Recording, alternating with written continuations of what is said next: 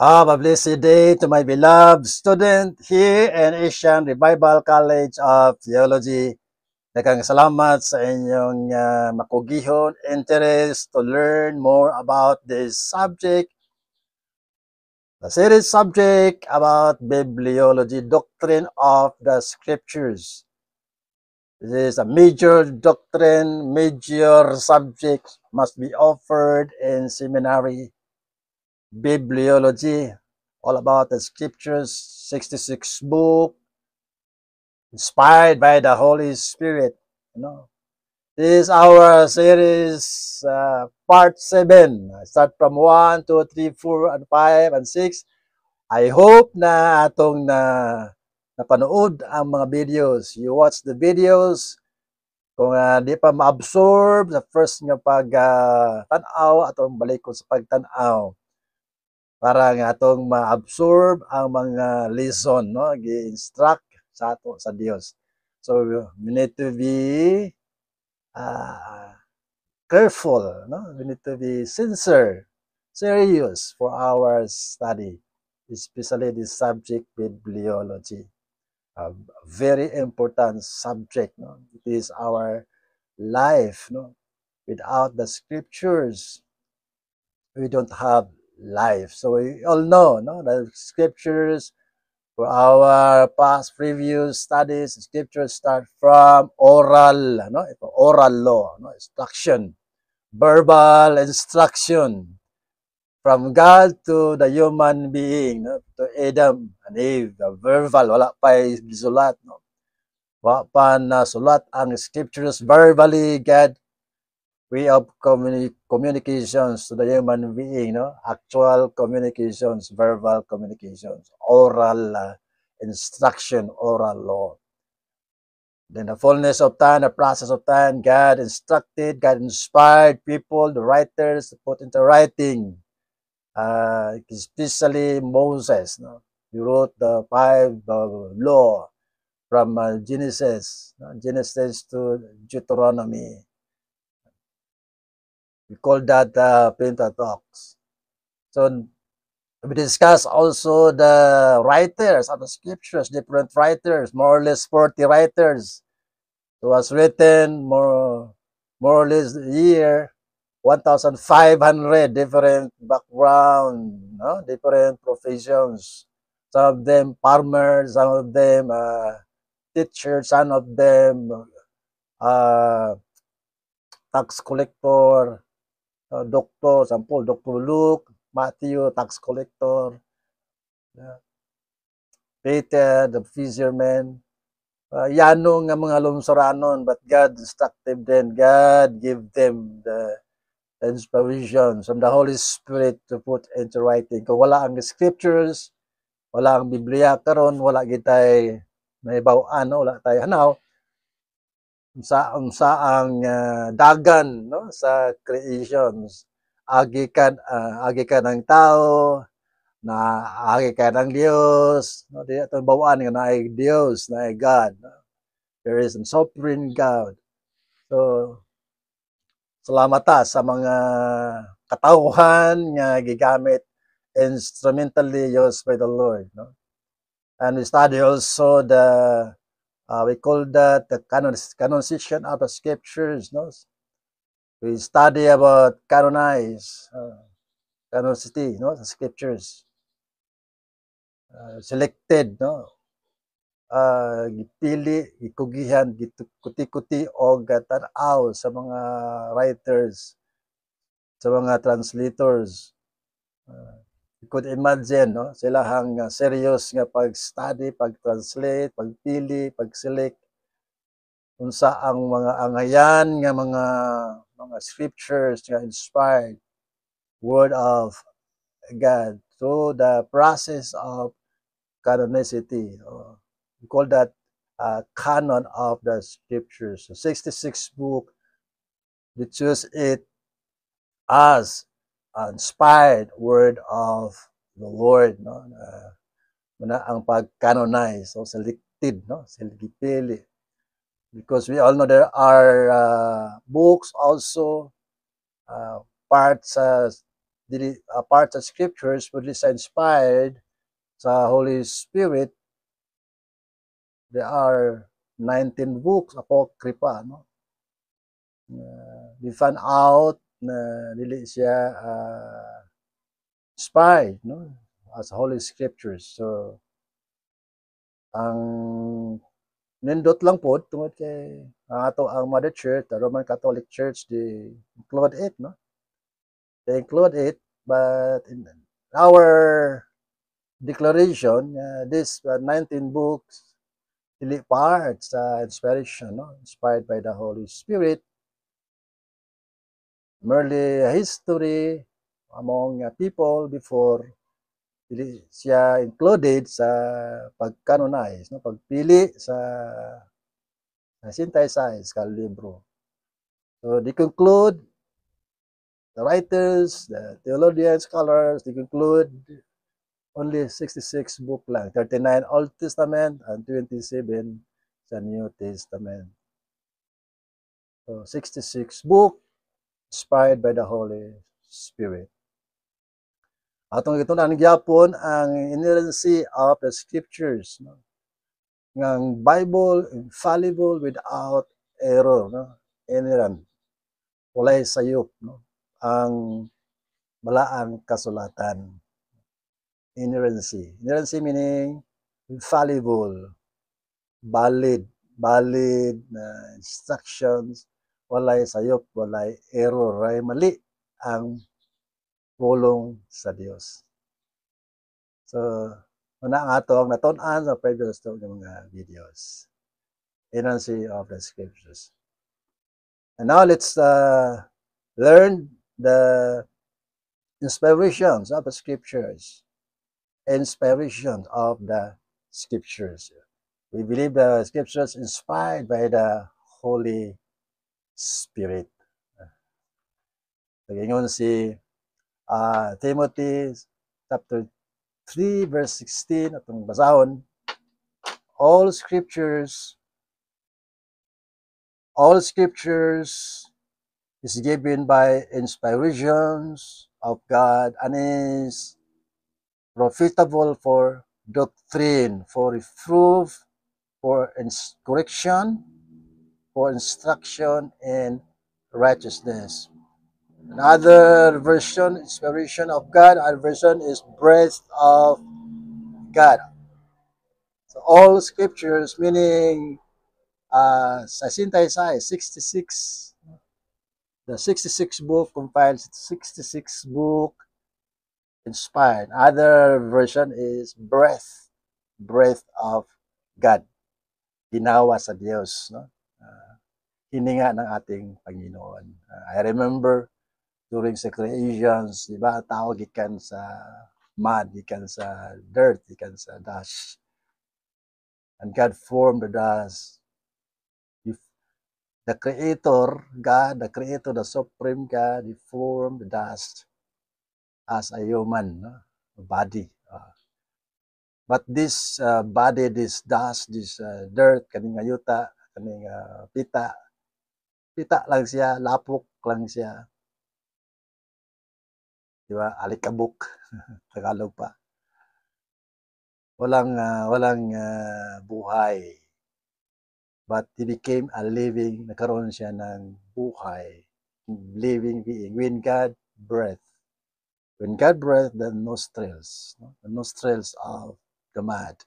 And the mud thus became a living being. May buhay na yung alikabok. Because God's breath. The same thing, the scriptures, according to Timothy, all scriptures is given by inspiration, meaning breath of God. If we apply this in our life, if we don't read the scriptures, the Bible,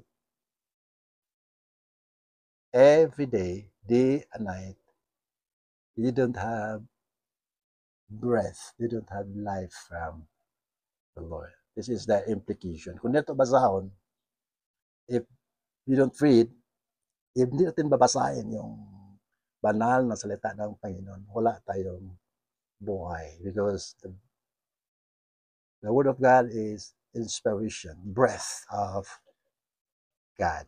So I hope after our subject, you will have magkaroon tayo ng uhaw, no? Kauhaw, no? Hunger to read the scriptures, meditate the scriptures day and night.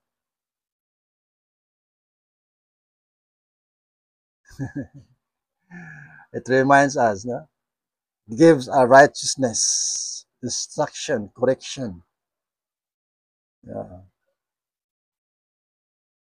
Magkaroon tayo ng direksyon sa buhay. Anong dapat nating gagawin in the future if we have the word, the scriptures. Inspiration of God, profitable for doctrine. Maraming mga false prophet. Maraming mga katuruan ngayon. Sa social media, maraming katuruan. Ano-anong mga tinuturo sa social media. And the scriptures, the Bible, will correct it is true or not. No? Ang Biblia ang tingnan natin kung dito ba sa banal na salita ng ating Panginoon. Even our visions, our dreams must be conformed in the scriptures. So yung final natin, it will correct us. It will, our walks of life, it will instruct us, reprove us. Minsan, we need to be careful kahit yung mga panaginip natin, no? Yung mga visions natin, we have to look at the scriptures. Kasi minsan maraming mga dreams na galing sa Panginoon, galing sa kalaban natin. So parang safe tayo, we have to study the scriptures, yung mga pangitain natin, yung mga dreams natin, kailangan na conform sa banal na salita ng Panginoon. So this is the final authority. Inspiration will correct us, will rebuke us, na mali na yung mali yung vision, mali yung dreams natin, the scriptures. So inspiration of the scriptures, breath of God.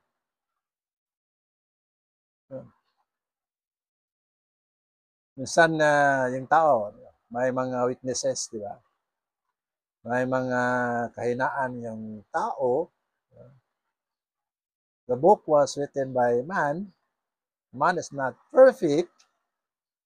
A fallen state. Weak yung tao. But ginagamit ng Panginoon through the power, through the inspiration of the Holy Spirit. Yung composition, sentences, yung kabuuan, yung laman, no, ng mga word compositions, hindi nagkamali. No? It is guided, inspired by the Holy Spirit.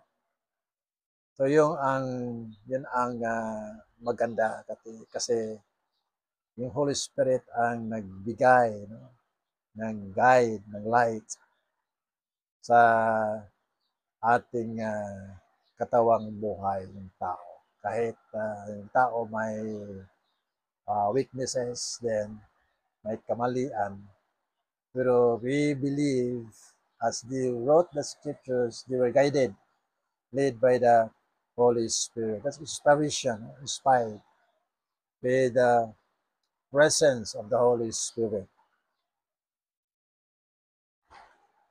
So maraming mga bagay dapat nating malaman in our study of the scriptures. Atin lang yan, dapat tayo ay maging seryoso sa ating pag-aaral, no? Ng banal na salita ng ating Panginoon. That's why the students are required at least once a year na basa ninyong Biblia, yung Bible, no? Banal na salita ng Panginoon at least once a year, cover to cover, from Genesis to Revelation. Ito yung sandata natin, ito yung weapon natin, panglaban sa all attacks of our enemies. Maraming strategy ang Diablo, maraming techniques, no? Paano tayo niya kalabanin? Marami siyang paraan, no? Marami siyang maligaw tayo sa landas. But thank God, no? The scriptures will give us light, no? Ito yung apoy, ito yung weapon natin.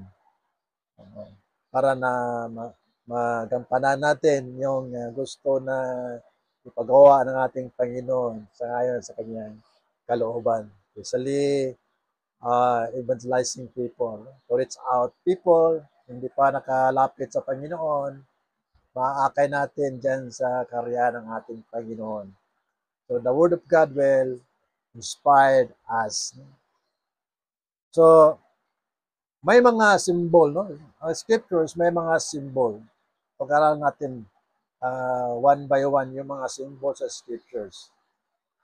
Isang symbol dito nagsasabi is scriptures like a mirror, parang salamin, no? Mirror.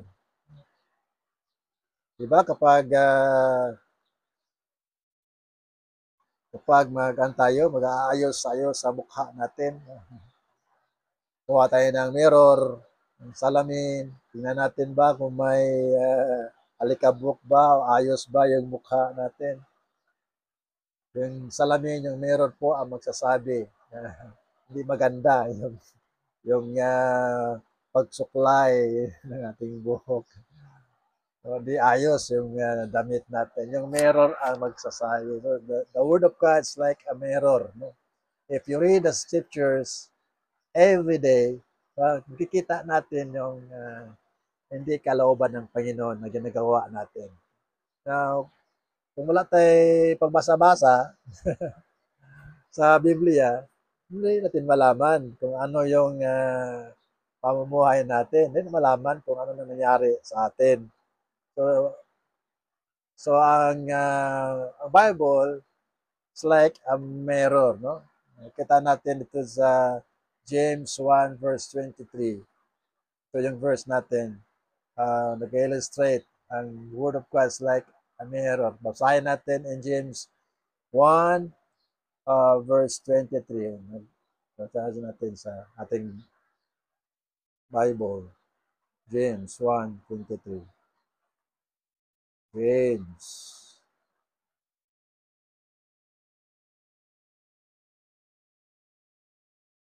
Ito ang sinasabi ni James.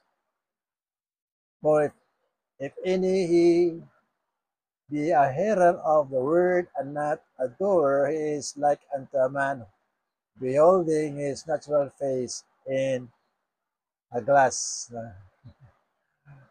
Hindi na ginagawa yung ano yung sinasabi ng banal na kasulatan, banal na salita ng Panginoon, pag hindi niya ginagawa.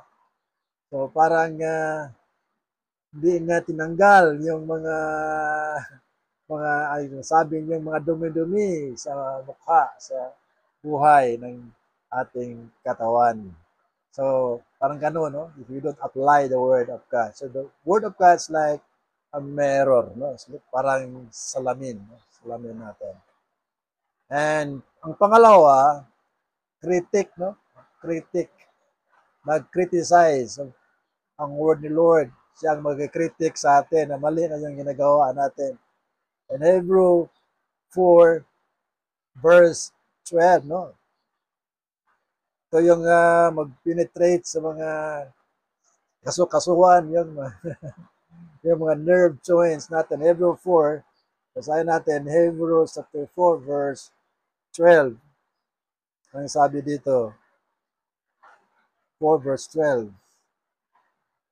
For the word of God is quick and powerful and sharper than any two-edged sword, and pressing even to the dividing asunder of soul and spirit, and the joints, marrow and its discerner of the thoughts and intents of the heart. So ito yung salita ng Panginoon. No? It will penetrate, will detect, will discern ano yung nangyari sa ating katawan. Bakit ganito na ganito na yung kahina, no? Ka-weak. Kasi yung word ni Lord mag-nourish sa mga nerves, no? Sa mga joints, mga marrows, mga bones. So, critic, no? Meaning, kapag wala yung salita ng Panginoon, wala yung word ni Lord, penetrate sa atin, mag-realign, no? Mag-realign sa ating pangingisip, no? Sa ating thoughts, sa under spirit, salita na ng Panginoon. Double, no? It's like a double-edged sword. So magka-critic, mag-correct sa atin, mali ng ginagawa mo, mali na yan, mali yan. Will discern, no? Will discern yung word ni Lord. Hindi maganda yung ginagawa natin. So, anong nangyayari kapag hindi magbabasa? You will not read the scriptures. So, anong mangyari sa katawan natin, sa buhay natin? So, iba na, no? Iba na yung takbo. Minsan, nanghihina tayo. Minsan, may problema kahit may problema. Minsan, weak yung spirit natin. Bakit weak? Parang, naman parang nandyan lahat. Nandyan lahat, kahit nandyan lahat, pero parang mahina yung spirito natin, yung spirit natin, parang mahina siya. Kasi kulang sa salita ng ating Panginoon. So it's like a critic, no? It's like a double-edged sword. No? Hebrews chapter 4 verse 12, yung sabi dito, yung symbol of the word of God. So, marami itong mga symbol, no? Pangatlong simbolo sa salita ng Panginoon, it's like a seed, no? It's like a seed. Parang buto, parang sabi saya pa liso. Kung itanong mo ang liso sa yuta, buturukin na siya, no? It's like a seed. If you preach the word, if you tell the people about God's word, for example, the word salvation or the word faith, no? Or the word love, yung word na love, no? Kapag marinig yan na yung tao, marinig yung word of faith sa tao, nakinig sa iyo, become a seed, magkaroon siya ng faith, magkaroon siya ng paniniwala sa Panginoon. Because of the words like a seed, no? Bring, mahimo siyang born again, no? Being born again, corruptible, become an incorruptible, kung nandyan na siya sa Panginoon, word of God, no? Will abide forever. The word, no? It's like a seed, no? The seed is the word of God. The symbol suggests the power of the word. It is a life-giving word, no? Life-giving word. Magkaroon ng buhay yung tao kapag nagbabasa siya, narinig niya yung salita ng Panginoon, mag-rima, no? Rima sa kanya, yung word ni Lord sa kanya. So there's power in the word, no? So ano yung mga simbolo? It's like a mirror, it's like a critic, it will critic, double-edged sword. Number 3 is like a seed. You plant the word, maybe ngayon di pa natin makita yung result, yung harvest. But in the future, later on, makita na yung harvest because you plant the word, no? Example, punta tayo sa isang area, no? Just planting, o nag-house to house, tayo sa isang area, house to house, nakikita to, maybe some will reject us, some will accept, no? May iba, kasi marami yung mga ginatawag na area ng tao na Pwedeng tanggapin niya, pwedeng i-reject niya. Even Jesus, he rejected his own people, no? His own nations. Jesus was rejected. But might be in the future, no? If he receive the word, mamumunga yung word na tanggap niya. So, yung time na yan, baka hindi pa yung right time sa kanya, baka in the future, yung word na naiwan sa kanya, yung word na plant sa kanya, yung word na pakinggan niya, it will grow in the future. May iba naman na tinanggap at mabilis, no?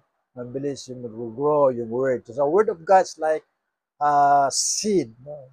We preach, we teach, we share sa ibang tao. Magkaroon sila ng pananampalataya sa ating Panginoon through the word of God. So that's the word of the Lord, inspiration of the word, no? The word of God. I hope you will inspire our short lesson for today. Let's take this subject seriously for God's glory, no? Very important subject in Christianity, in Christendom. Importante itong subject sa buhay natin. So maraming salamat po sa pakikinig, for watching this video, especially sa mga students, no, mga estudyante. So God bless everyone. Shalom.